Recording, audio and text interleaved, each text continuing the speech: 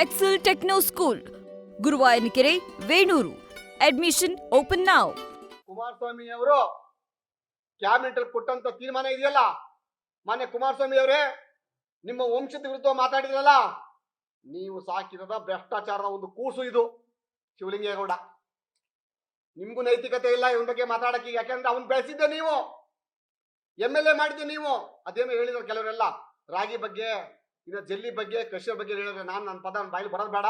ಅವ್ನು ಯಾವ ಬಿರುದು ಕೊಟ್ಟವರು ಈ ರಾಜ್ಯದ ಜನತೆ ಗೊತ್ತಾಗೋಗಿದೆ ಅಲ್ಲಿ. ಇವಲ್ಲಿ ಇಂಥ ಒಬ್ಬ ಯೋಗ್ಯವಾದ ರಾಜಕಾರಣಿ ಇವತ್ತು ಸದನದಲ್ಲಿ ನಮ್ಮ ಭಾರತೀಯ ಜನತಾ ಪಕ್ಷದ ಸದಸ್ಯರ ಬಗ್ಗೆ, ಭಾರತೀಯ ಜನತಾ ಪಕ್ಷದ ಬಗ್ಗೆ, RSS ಬಗ್ಗೆ ಮಾತಾಡ್ತೀಯ ಅಂತ ಅಂದ್ರೆ ನೀನು ಯಾವ ನೈತಿಕತೆ ಇದೆ, ಯಾವ ನೈತಿಕ ಮೌಲ್ಯ ಇದೆ ನಿಂಗಲ್ಲಿ? ನೀನು ಎಂತ ಯೋಗ್ಯವಾದ ಮನುಷ್ಯ ಅಂತ CBI ನಲ್ಲಿ FIR ಆಗಿದೆ. ಈಗ ಎಲೆಕ್ಷನ್ ಕೇಸಲ್ಲಿ ನಿಮ್ಮನ್ನು ಕರೆಸ್ತಾ ಇದ್ದಾರೆ. ಈಗ ಅಲ್ಲಿ ಬ್ಲೂ ಫಿಲ್ಮ್ ಹಂಚಿದೀವಿ ನಾವಲ್ಲಿ, ಕ್ರಮಬದ್ಧವಾಗಿ ಹಂಚಿ ಅಂತ ಹೇಳ್ತೀಯ ನೀನು ಶಿವಲಿಂಗೇಗೌಡ. ನಿನಗೆ ಹೆಂಡತಿ ಇಲ್ವಾ? ನಿನ್ ಹೆಣ್ಮಕ್ಳಿಲ್ವಾ? ನಿನ್ಗೆ ನಿನ್ನ ಅಕ್ಕ ತಂಗಿಯರು ಯಾರು ಇಲ್ವಾ? ಈ ಜಿಲ್ಲೆಯಲ್ಲಿ ಬ್ಲೂ ಫಿಲ್ಮ್ ಹಂಚಿದ್ ಯಾರು ಅಂತ ನೀನೇ ಬಾಯ್ಬಿಟ್ಟು ಹೇಳಿದ್ಯಲ್ಲ. MP ಚುನಾವಣೆಯಲ್ಲಿ ಬ್ಲೂ ಫಿಲ್ಮ್ ಹಂಚಿದೀವಿ ನಾವು, ಕರೆಕ್ಟಾಗಿ ಕ್ರಮಬದ್ಧವಾಗಿ ಹಂಚಿ ಅಂತ ಹೇಳ್ತೀಯಲ್ಲ. ನೀನು ಒಬ್ಬ ಯೋಗ್ಯವಾದ ರಾಜಕಾರಣಿನ ನೀನು? 50 ಕೋಟಿಗೆ ದುಡ್ಡನ್ನ ಹಂಚಬೇಕು ನೀವಲ್ಲಿ. 500 ರೂಪಾಯಿ ಹಂಚಬಾರ್ದು, ಓಟಿಗೆ 500 ರೂಪಾಯಿ ಕೊಡ್ಬೇಕು, ಮನೆಗೆ 500 ರೂಪಾಯಿ ಕೊಡಬಾರ್ದು ಅಂತ ಹೇಳ್ತೀಯಲ್ಲ ನೀನಲ್ಲಿ. ಯಾರೇ ಮಾತಾಡಿರೋದು ಇದನ್ನ? ಶಿವಲಿಂಗೇಗೌಡ, ಬಂದು ಹೇಳು ನೇರವಾಗಿ ನೀನಲ್ಲಿ. ನಿನ್ನ ತಾಕತ್ತಿನ ಗುಂಡೆಗೆ ವಿಧಾನಸೌಧ ಬರ್ತೀನಿ ನಾನು ಇವತ್ತು ಬೇಕಾರೆ. ಬಾ, ಎದುರುಗಡೆ ಬಾ, ಚರ್ಚೆ ಬಾ ನೀನಲ್ಲಿ. ನೀನು ಒಬ್ಬ ಯೋಗ್ಯವಾದ ರಾಜಕಾರಣಿ ಆಗಿದ್ರೆ ನಿನ್ನಲ್ಲಿ. ನೀನು ದುಡ್ಡು ಹಂಚಿಲ್ಲ ನಾನಲ್ಲಿ, ಹೆಣ್ಮಕ್ಳು ಬ್ಲೂ ಫಿಲ್ಮ್ ಹಂಚಿಲ್ಲ, ಸರ್ಕಾರಿ ಜಾಗ ಹೊಡೆದಿಲ್ಲ ನಾನಲ್ಲಿ, ಜಲ್ಲಿ ಕೃಷಿಯಲ್ಲಿ ಪಾರ್ಟ್ನರ್ ಆಗಿಲ್ಲ ನಾನು, ಸರ್ಕಾರಿ ರಸ್ತೆಯಲ್ಲಿ. ಆಗ ಒಪ್ಪತ್ತೀನಿ ನಿನಗೆ, ನೀನು MLA ನಿನ್ನ ಯೋಗ್ಯತೆಗೆ. ನಿನ್ನ ಯೋಗ್ಯತೆ ಏನು ಅಂತೇಳಿ ಈ ರಾಜ್ಯ ಜನತೆ ಗೊತ್ತಿದೆ. ಅಲ್ಲಿ 2022 SP ಜೂನ್ ತಿಂಗಳಲ್ಲಿ ನೀನು ಅಧಿಕಾರಕ್ಕೆ ಬಂದಿದ್ದ MLA ಆಗಿದ್ದಲ್ಲ ನೀನು. ಊಡಾ ಕಮಿಷನ್ 3 ಕೋಟಿ ರೂಪಾಯಿ ಲಂಚವಾಗಿ ತಗೊಂಡಿದ್ಯಾ ನೀನು. ರೆಕಾರ್ಡ್ ಆಗ್ಲಿ ಇದು.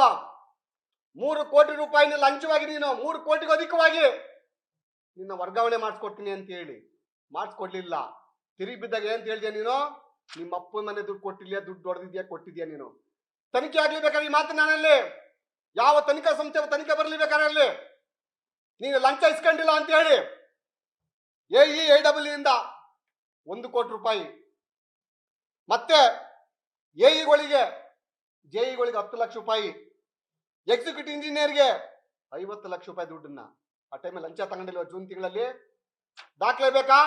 ಯಾವ ತನಿಖಾ ಸಂಸ್ಥೆ ಪತ್ರ ಬರಲಿ ಅಲ್ಲಿ ಮುಂದೆ. ಅಲ್ಲಿ ಇವನೊಬ್ಬ ಭ್ರಷ್ಟ ದುಡ್ಡು ಇಸ್ಕೊಂಡ್ರೆ ನಾನು ಸಾಬೀತು ಪಡಿಸ್ತೀನಿ ಇವನಿಗೆ ಅಲ್ಲಿ. ಇವನ ಇಂಥ ಒಬ್ಬ ಯೋಗ್ಯವಾದ ರಾಜಕಾರಣಿಯನ್ನ ಅಯೋಗ್ಯ ಅಂತ ಹೇಳ್ಬೇಕು, ಯೋಗ್ಯ ಅಂತ ಹೇಳ್ಬೇಕು ಸದನದಲ್ಲಿ? ನೀನು ನಮ್ಮ ಪವಿತ್ರವಾದಂತ RSS ಬಗ್ಗೆ ನೀನು ಮಾತಾಡ್ತೀಯ ನೀನು ಒಬ್ಬ ಯೋಗ್ಯವಾದ ರಾಜಕಾರಣಿನ ನೀನು? ಏನು ಓದಿದ್ಯಾ ನೀನಲ್ಲಿ? ಭೂ ಕಬಳಿಕೆ ನ್ಯಾಯಾಲಯದಲ್ಲಿ ನಾನು ಲಾಯರ್ ಆಗಿದೆ ಅಂತ ಹೇಳಿದೆ. ಸ್ವಾಮಿ, ನಾನು ಡಬಲ್ ಡಿಗ್ರಿ ಹೋಲ್ಡರ್, ನಾನು ನಮ್ಮ ಲಾಯರ್ ಎಲ್ಲ ಮೋಸ ಮಾಡ್ತಾರೆ ಸ್ವಾಮಿ, ನನಗೆ ಮಾತಾಡೋಕೆ ಅವಕಾಶ ಕೊಡಿ ಅಂತ ಅಂದೆ. ನೀನು ಒಬ್ಬ ಡಬಲ್ ಡಿಗ್ರಿ ಗ್ರಾಜ್ಯುಯೇಟ್ ಆಗಿ ನೀನಲ್ಲಿ ಸದನದಲ್ಲಿ ಸಂವಿಧಾನವನ್ನು ಓದಿಲ್ವಾ ನೀನು? ಸದನದಲ್ಲಿ ಯಾವ ತರ ನಡ್ಕೋಬೇಕಂತ ಗೌರವ ಇಲ್ಲ ನಿನ್ಗೆ? ಕೆಲವು ಕೊಚ್ಚ ರಾಜಕಾರಣಿಗಳಿರ್ಬೋದು, ನಿನ್ಗೆ ಕ್ಷಮಿಸ್ಬೋದು, ನಾವು ನಿಮ್ಗೆ ಕ್ಷಮಿಸಲ್ಲ. ಇನ್ನ ನೀನು ಬೆಳೆದು ಯಾರೋ ಗೈಡಲ್ಲಿ ಬೆಳೆದಿರು ಬಂದಿರ್ಬೋದಲ್ಲಿ. ನಾನು ಕಾಂಗ್ರೆಸ್ ಬಗ್ಗೆ ಅಗೌರವ ಮಾತಾಡ್ತಾ ಇಲ್ಲ. ಈ ದೇಶದ ಸ್ವಾತಂತ್ರ್ಯ ಬರಕ್ಕೆ ಅವ್ರದ್ದು ಕೂಡ ಕೊಡುಗೆ ಇದೆ. ಆ ಕಾಂಗ್ರೆಸ್ ಪಕ್ಷದಲ್ಲಿ ಮಹಾನ್ ನಾಯಕರು ಬಂದು ಬೆಳೆದಿದ್ದಾರೆ. ಇವತ್ತಲ್ಲಿ ದೇವರಾಜ್ ಅರಸು ಅಂತ ಪುಣ್ಯಾತ್ಮರು, ಗುಂಡೂರಾವ್ ಅಂತವರು, ಎಷ್ಟೋ ದೀನ ದಲಿತರಿಗೆ ಇವತ್ತು ಮಾರ್ಗದರ್ಶಕ ಬದುಕಿಯವರು. ಇವತ್ತು SM ಕೃಷ್ಣ ಅಂತ ಮಹಾನ್ ನಾಯಕರು ಇವತ್ತು ಈ ಜಗತ್ತಿಗೆ ಒಂದು ಸಂದೇಶ ಬದುಕಿದ್ದಾರೆ ಅವರಲ್ಲಿ. ಇನ್ನು ಹಲವಾರು ನಾಯಕರಿದ್ದಾರೆ, ಪಟ್ಟಿ ತಾಂಡ್ರೆ ಕಾಂಗ್ರೆಸ್ನಲ್ಲಿ. ಯಾರು ಕೂಡ ಈ ತರ ಮಾಡಿತ್ತಿಲ್ಲ. ಮನೆ ಸಭಾಧ್ಯಕ್ಷರೇ, ಇಂಥ ಪವಿತ್ರವಾದಂತ ಸದನದಲ್ಲಿ ಕಾಂಗ್ರೆಸ್ ಪಕ್ಷದಲ್ಲಿ ನೀವು ಬಂದು ನೇಮಕಾದಂತ ಸಭಾಧ್ಯಕ್ಷ ನೀವಲ್ಲಿ ಮಾತಾಡೋ ಸಂದರ್ಭದಲ್ಲಿ ನೀವು ನಿಗಾಡ್ತೀರಾ ಅಂತ ಅಂದ್ರೆ ನಿಮ್ಗೆ ಯಾವ ನೈತಿಕತೆ ಮೌಲ್ಯ ಇದೆ ನಿಮ್ಗೆ? ಸಭಾಧ್ಯಕ್ಷ ಮುಂದುವರಿಯುತ್ತೆ ನೀವಲ್ಲಿ.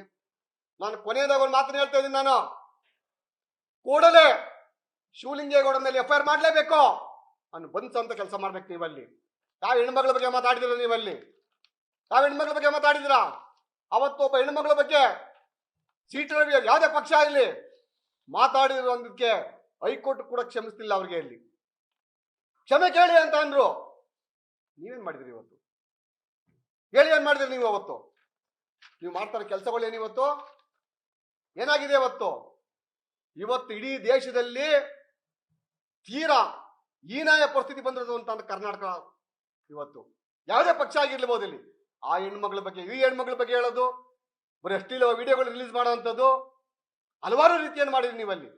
ಇವತ್ತು ಸಾಂವಿಧಾನಿಕ ಹುದ್ದೆಗಳಿಗೆ ಇವತ್ತು ಬೆಲೆ ಇಲ್ಲದಂತ ಪರಿಸ್ಥಿತಿ ಆಗಿದೆ. ಇವತ್ತು ಯಾವ ನಿಜವಾದ ಪ್ರಬುದ್ಧ ನಾಗರಿಕರು ಯಾರು ಕೂಡ ರಾಜಕೀಯ ಬರಕಿಲ್ಲ ಇನ್ಮೇಲೆ.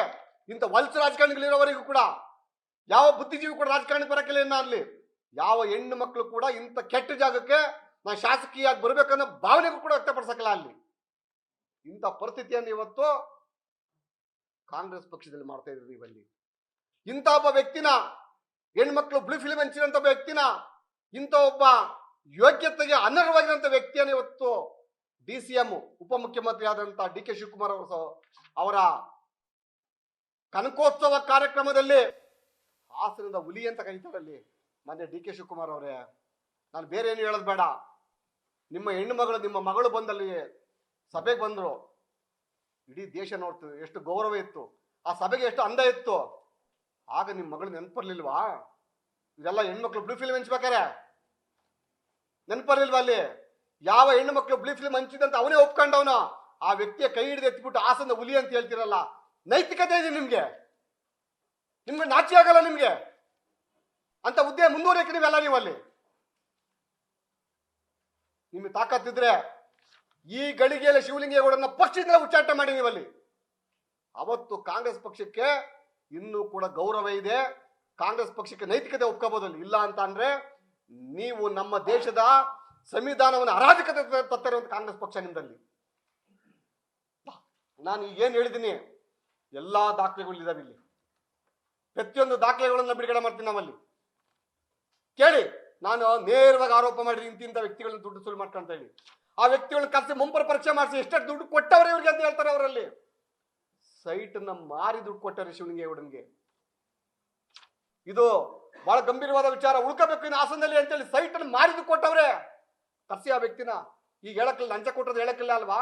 ಆಕೆ ಮುಂಪರ ಪರೀಕ್ಷೆಗೆ ಯಾರನ್ನು ಕರ್ಕೊಂಡು ಮುಂಪರ ಪರೀಕ್ಷೆ ಒಳಪಡಿಸ್ತಿರಲ್ಲ ಅಂತ ಕರ್ಕೊಂಡು ಮುಂಪರ ಪರೀಕ್ಷೆ ಮಾಡಿಸಿ ಯಾವ ಸೈಟ್ ಮಾರಿ ದುಡ್ಡು ಕೊಟ್ಟವಂತ ಪ್ರತ್ಯಕ್ಷ ಸಾಕ್ಷಿ ನಾನಿದ್ದೀನಿ, ನಾನೇ ಹೇಳ್ತಾ ಇದ್ದೀನಿ ಇದನ್ನ.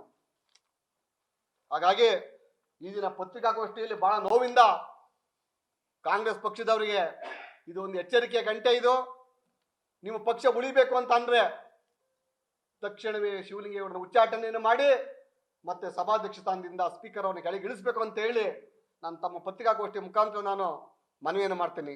ನಮಸ್ಕಾರ. ನ್ಯೂಸ್ ಫಸ್ಟ್ ನಿರ್ಭೀತಿಯಿಂದ ನಿಮ್ಮ ಪರವಾಗಿ.